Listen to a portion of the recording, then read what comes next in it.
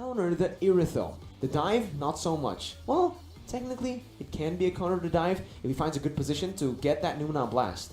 If they can get control using the Black Dragon form and Martis with the card control immunity, they can then use that control, that vision game, to set up for a huge, massive Numenon blast. I think that's the idea Cambodia wants to go for, but against an equally aggressive composition from Indonesia. We'll have to see if that actually works out. I think the gold lane, yet again, will be one of the main highlights of this match. Beatrix up against that Irithel, and with a Mathilda against a Lolita as well. In that 2v2, Mirko, who do you think comes out on top? Mid lane? No, the gold lane. The gold lane duo. Let's say the duo, duo showdown actually comes through. Well, for the Irithel in this matchup up against the Beatrix, honestly, it comes down to, again, I do feel like it's a bit equal here in the gold lane, even in the duo gold lane here. But the Mathilda does have a bit more of an edge early on with the blooms, so that she can actually, help his gold laner win the trades. But ladies and gentlemen, we're gonna see if that actually happens here in game number 3. 1-1, the decider is here. Indonesia versus Cambodia for the grand finals of IESF. My side cuts on the Masha though. This is quite interesting. We have to see how oppressive exactly can he get with it. But the jungle clear, as we can see, this Leomord is very deadly. And early on in the previous game, we saw that Cambodia was able to secure a kill just using the early base damage. And now Dreams is just trying to be an absolute nuisance, trying to make sure that Lutu takes a longer time clearing or even stealing it away. Yeah, but Lutu will still be able to clear it out. Has the Demon Slayer as well. You can see that the Leomord Taz is already invading the enemy jungle quite early on, trying to steal away some of the creeps here as Lutu has actually opted to go for the Lethal Wanderer. No mid control for Indonesia. This might be risky, but Taz gets out in time, getting a level lead on Lutu right now, and proceeds to go over to his own jungle to full clear. In the early game, it's never big moments for the most part, right? I think it comes down to the smaller exchanges, the small goal differences, and now they're just going aggressively, but ooh, very scary because Dreams was in the wings. And again, it's just a very balanced contest of wave clear and ganking potential, and neither team has had a lead just yet. Both teams are still playing it a bit passively, right? Both roamers are rotating across the map as well. Not much action on the map in the first minute. Very different from the last game where we saw action instantly, almost right as the game started for both Cambodia and Indonesia. But knowing the stakes right now for game 3, knowing that one of them are going to lower brackets later on to face either Philippines or Malaysia, they're gonna have to play a little bit safer here. Turtle gonna be started up. T looking for that opening right now as Lutu is there. That's gonna be the Shadow Steed, Phantom Steed. He brings him back. Lutu losing out of the Retribution battle will still be able to survive. That's a Petrify onto Dreams with a Furious Dive as well to pick up first blood. The Turtle for the kill traded in. And this is where I have to ask you, Arashi, who takes that? Who got the better trade? I think for now, especially since in the mid lane there's a bit more aggression, Cambodia definitely has a bit of an edge. They get the shielding from the Turtle and they go aggressively yet again. Indonesia now needs to be very, very careful. They have tools to protect their carries, but if they let Cambodia gain too much momentum, that is a very dangerous mid-game that they are looking at right now. Especially, as we mentioned, if the Lolita can set up, if T can make those plays happen, that is definitely something that Indonesia wants to avoid in order for them to be able to shut down OP in this bottom side. Brands was taken out, so now it really leans in favor of the Cambodians. Well, Deja's going to be caught as well, though, in the real world manipulation. Instantly taken down as well with the damage coming in from Taz on that Phantom Steed. It's 1-2 on the scoreboard. Again, that neutral objective did go to the hands of Indonesia as they're looking to use this Phantom Steed towards that top side. Taz has to be careful. Will be able to steal it for a bit, but just decides to back off. Again, both teams, knowing the stakes, will choose to play it a bit more passively here in the third game. Indonesia has not been having a lot of time to shut down OP. They're moving right now, but you can see that the pressure game is much, much different. Cambodia is actually matching Indonesia in the wave clear department, and that means that Indonesia cannot outmaneuver, at least not as much, the members of the Cambodian side, at least for now. With some items coming in, maybe the difference in skills will actually make that a possibility. So far, 4 minutes in, again, not much action on the map. It comes down to, the slow games come down to those little wins, Arashi, like you mentioned, to set up for that mid stage, because every little win is going to be building up constantly for both of these teams. And I think both of the teams have been doing a pretty stellar job. Cambodia with more wave control though, in that gold lane. We'll have a bit more to say around this turtle. That's a brilliant Numenon blast, but the Phantom Steed is there to respawn. That's a Black Dragon form as well. Taz trying to steal it, but finally losing out in the Retribution battle, giving it over towards Cambodia. And Taz as well will lose his life. So Cambodia took a 2 for 0. The 2 for 0, and they didn't even bring side cuts into the equation. He is on the top side. Boom was the only one maneuvering down, and boom, he has made an impact. The Black Dragon form is just so annoying, so oppressive in those objective takes, and Indonesia, they lose out there, but can the advantage side cuts is getting in the EXP lane later on make a difference? Is this the investment they are making in the early game to maybe play a split push gameplay instead?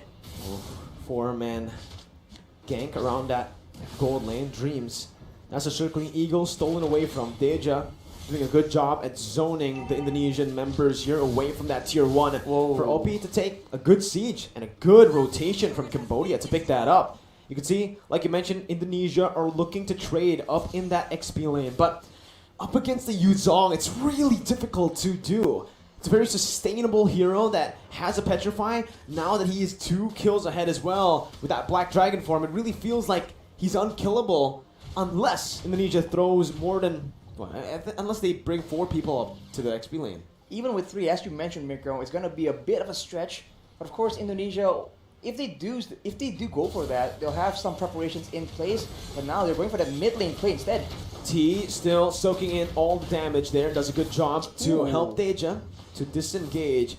And Indonesia so far, every little rotation that they've been trying to do, every single catch they've been trying to look for, hasn't really worked out in favor for them. It's been Cambodia with the more efficient roams, more efficient rotations across the map. It seems like Indonesia wants to be as aggressive, but without the Kadita they had in game number 2, without 2 Petrifies, because side cuts is not on that Yuzong. They just are struggling to find the right pickoffs, and they need to rely on these neutral objective fights. But even there, it seems like Cambodia is 1 step ahead. They will take a free turtle yet again. Perhaps Indonesia is waiting for more items, more of a power spike. They are a team with experience, and they have shown to actually be prioritizing that EXP lane yet again. Side cuts able to take out that turret, but will that be enough? Will that be worth it? We'll see here as Cambodia are trying their best to siege down that mid lane. Good rotations from Taz, moving over from his orange buff right to that mid lane to help out the other members on the team. But right now, like you mentioned, that's the wise choice by Indonesia, looking to trade instead of contesting for the neutral objectives, which is definitely going to be favoring Cambodia here in the mid stage of the game. For Indonesia, again, they need to wait for Brands and Hijumet to get those item power spikes, and unfortunately for Indonesia, it does take a bit longer for them to get those power spikes. And you can see, with Windtalker built up by the Iritha, working on that Berserker's Fury next. Meanwhile, for the Beatrix, just that BODs, technically enough. He can go for something like a Hodge Claws now, or even a Wind of Nature, and he does a lot of damage already. I think later on, OP is going to go for more of a burst damage build instead of a DPS build. But as we talk about that, that's an engage by Taz. Phantom Steed by Taz right now, as that's a Circling Eagle onto T. No one targeting the back line right now, as OP is still able to kite back. OP taken very low. Brand's looking for the play, but it's going to be OP who hits him back. Lutu caught in the real world manipulation as Dreams falls in the hands of Deja. Cambodia here, still. It's a 1-for-1 trade, and it's both of the roamers, so it's still a stalemate for both of these teams in the trades even. But we talk about the power spikes, and before that, let's talk about that fight initially, because Taz goes for the engage, and you can see that the members of Cambodia spent a lot of time in that real-world manipulation, but they are not clumping up together. So Indonesia failed to get the quote-unquote combo and get massive value from that team fight. Oh, now we have a bit of a technical pause, though. So we have a bit of a moment to talk about what's going to happen, because for Indonesia, we've seen that they have a great grasp of their power spikes, and Hijume, he is rushing for that glowing wand. Knowing Chara Talisman, he wants to be able to dish out the damage, to be a real deterrent, to ensure that the tankier members, the Yuzong from the side of Cambodia, will not be able to just shrug off that damage, because it will be percentage HP. Agreed. You know, if you take a look at Cambodia again, how they're able to play in these skirmishes, even though Indonesia were the ones to start it, right? The front line for Cambodia is just so visible, and so far it's been so impactful for them. As you can see, again, I'll re-mention again the compositions for Indonesia, where they are actually looking to dive, right? The Masha, the Leomord, with the Irithon, the Mathilda. It can kite back, but it's centered mostly on just diving and breaking that front line, that front to back that Cambodia have really built for themselves here with their composition. Now the thing is, with the Yu Zong and obviously with the Lolita, it's just so hard to penetrate towards that back line. When Brands did that, when Brands was able to jump in with Dreams, he had to sacrifice Dreams for what? Just the Lolita, right? Soaks in so much damage, and in the end, even though OP was low, the help of Deja on that Valentina, it was enough of a threat to push Brands back away. Later on, though, I do feel like Irithel and Beatrix in the ultra late game, I think Irithel has a bit of an advantage, and with the range difference, right? Of course, Deja can match it with the IMU, but for the most part, Hijume will also be able to actually do a lot more poke damage and pressure Cambodia into unfavorable exchanges. The Masha as well later on will be much tankier, much more so compared to Boom, and maybe excel in the 1v1 as well. So I think the later the game goes, the more options Indonesia have to actually play around with, provided that they don't let Cambodia just pull away from them as far as gold difference is concerned. The gold difference is sitting at a 1,000. It's a 1,000 gold lead for Cambodia currently. It's not that big of a difference, but exactly. I think it's the XP, right? That's right now dictating the match. OP is one level ahead of Brands, therefore dealing a bit more damage than him. And again, it comes down to those power spikes, which OP is able to reach a bit faster than Brands. Level 11. Level 11 also has that BOD. I think it was building towards something else there, either the Wind of Nature or the Haas Claws. But now it's, again, just both of the teams dancing around the neutral objectives. Meanwhile, though, Psychons really with a very aggressive movement to cut the wave under the base turret over there. This will definitely give the upper edge towards Indonesia when it comes down to that wave control and pressure. And you can see Cambodia with the movement already. Lutsu forced to go towards that bottom lane, and he is the jungler. This gives Indonesia so much base, and they are going to commit onto it, knowing that Lutsu is down below. Boom jumps in with Black Dragon form. That's Numeron Blast not connecting anyone, but it's the Petrify by Boom connecting onto 3. No more follow-up. Brand's gonna be caught there, and that's gonna be a lot of damage placed onto with the Circling Eagle as well. Deja stopping him in his tracks as Psychons jumps in with the help of Dreams to find OP. Both of the gold laners, both of the marksmen taken down. Hijume looking for that kite back with his items and with the utility he has. Good slowdown. And again, it's just a 1-for-1, an incredibly close game for both Cambodia and Indonesia. They trade gold leaders right now, but without that gold lane, we talked about Cambodia's reliance on having OP as the hero of the game right now. That means Indonesia has a lot more of an advantage. They are going for the Lord again, and they're going for a fight where the AoE can actually swing tides in their favor. Brands is going to reach this Lord pit a bit faster. Real world inflation locking Boom down for the Phantom Steed to deal as much damage as possible. Brands finally rejoining the team. That's another Phantom Steed over by Lutsu, by Deja, who's able to jump in. Lutsu coming in, enabling the rest of the team to deal out that damage. A 1-for-2 now. It's still favoring Indonesia. Lutsu and Boom taken down for Taz. The Lord is not going to be committed on right now. Indonesia decided to just go for that mid lane. Team trying his best to defend this, but it won't work out for him in the long run. The Circling Eagle might actually be able to take him down here with the help of the other members, but T will be able to get out. The Indonesian members opted to just go for the turret. And all that was just for a turret. This game is getting, like you mentioned, intense from the future, man. It's gonna be very much intense, even more so later on, especially for Cambodia. They are starting to lose their grasp on the game, especially with Indonesia's control over the neutral objectives. With that Masha split pushing as well, we've talked about this. Cambodia have a bit more of a combo situation. Indonesia have a lot more options to play around with. They can use the Leomord and the Masha defensively, and they have security. They have the Matilda's Guiding Wind to try and save their main carries as well. Cambodia does not have the same kind of luxury. No, they don't, right? I think now they need to start prioritizing OP again, because in the last few fights they have been able to find Brands, but without the help of OP, it does feel like they will lack more, well, they will lack that sustainable damage.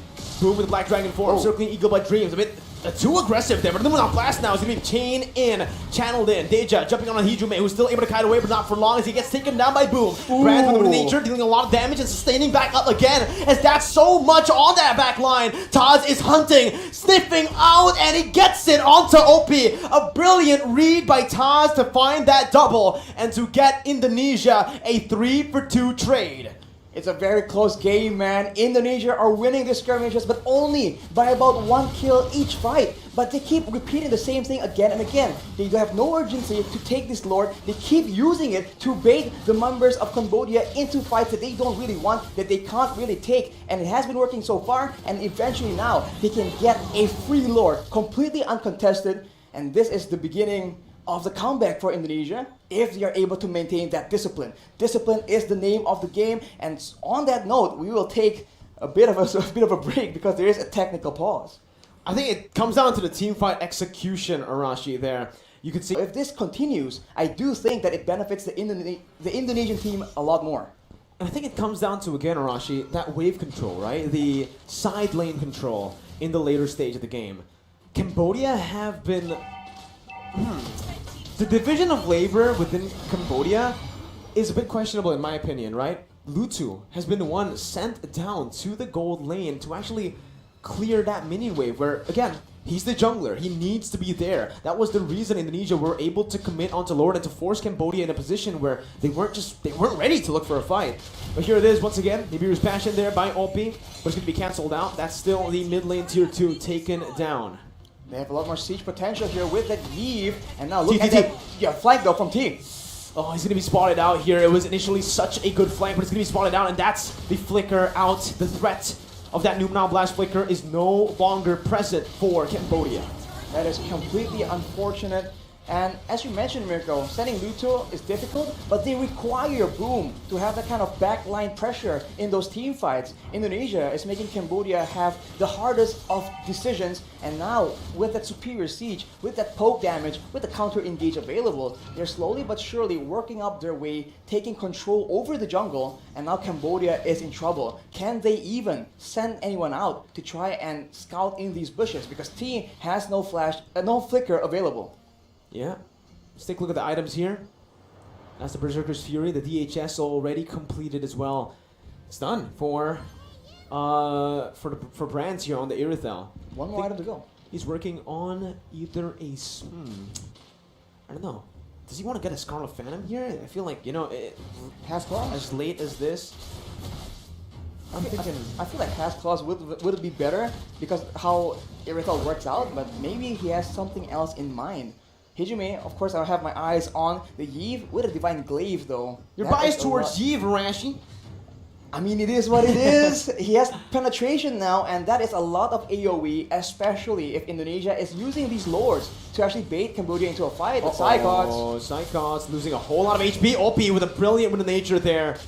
Baits out that Thunderclap. Now it's the engage once again by Dream. Circling Eagle over to OP, but it's a very good knock-up over from Boom. A kill over to Brands as well. Indonesia caught in the midst. Now having to back off. Hijume getting the shield down with real world inflation, but Lutu comes in to follow it up. It's a blunder from Indonesia. 3 members falling, and this might be it for Cambodia. That was the moment they were looking for to turn the tides and to get the goal lead back in their hands. 20 seconds for Brands to back onto the map.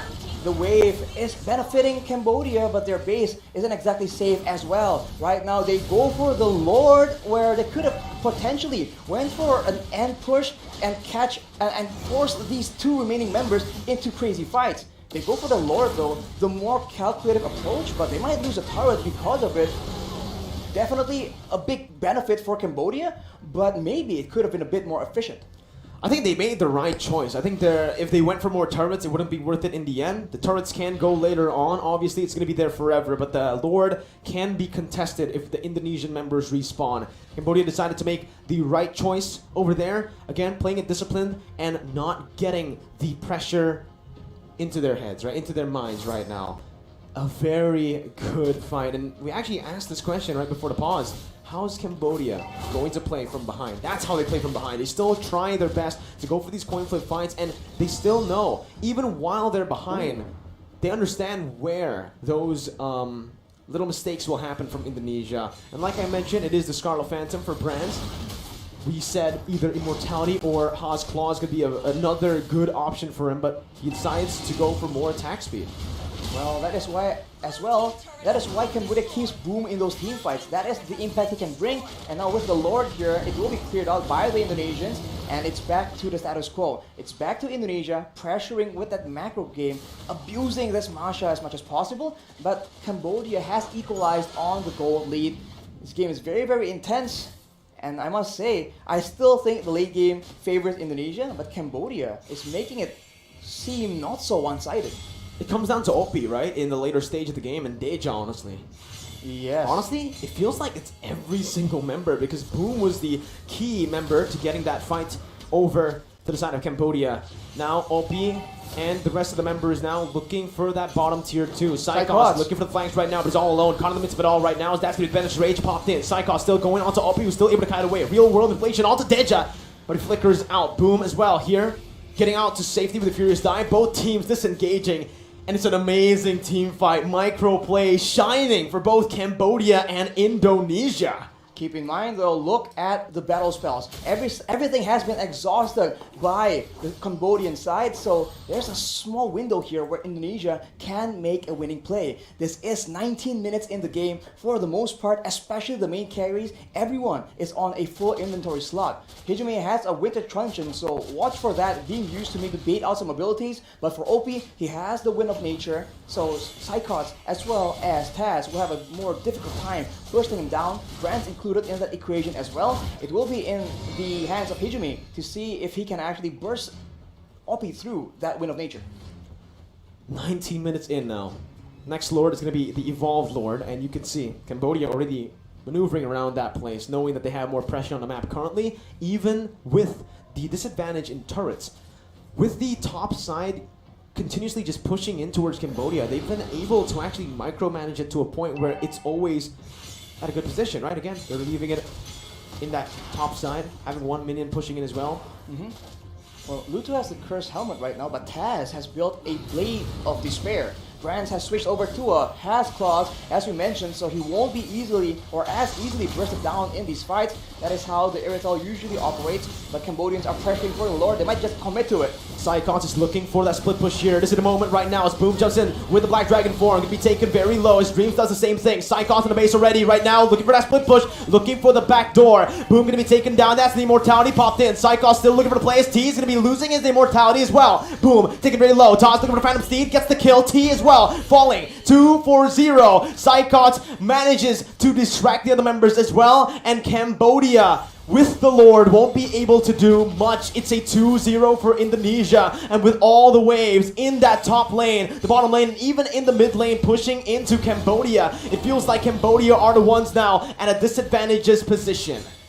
You have to ask the question again, is it worth going for the Lord, trading it for the lives of your members? The longer the game goes, the longer these death timers will be for both these teams, and that must be something you need to calculate. If you take the Lord and lose 2, you might just be at a disadvantage. Indonesia is making Cambodia pay for that Lord take. They're going for the play. The damage onto OP with the real world inflation, forcing the flicker out. Lutu trying to cancel it out, but will lose his life in the process right now as everybody goes for the base, and it might just be it. Indonesia manages to come back, reverse sweeping Cambodia, and going to the grand finals of IESF. Indonesia got it done. My God. Cambodia made it so difficult. It was in such a difficult stalemate for so long, but in the end, the Indonesians have prevailed, and unfortunately for the Cambodians,